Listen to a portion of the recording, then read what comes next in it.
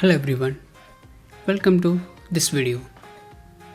In this video we will talk about what is HTML. So let's get started. What is HTML? HTML stands for hypertext markup language. So now what does it mean? Hypertext means going from one web page to another web page by clicking on text link. For example, let's take Google search result as an example. When you click on a text link, it will take you to a different web page.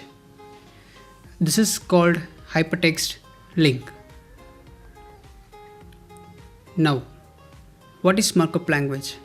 It is like a set of instructions that tells the computer how to arrange and style content using tags. So in this example, without tags, the text looks plain. But when we use tags, we tell the computer how to arrange and style the text. Look at the result. With tags, the page looks different. This is called markup language.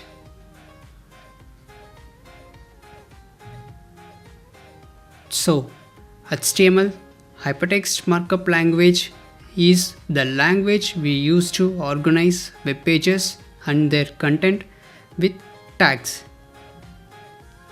Thank you for watching this video. I hope you found it helpful. We'll see you next video.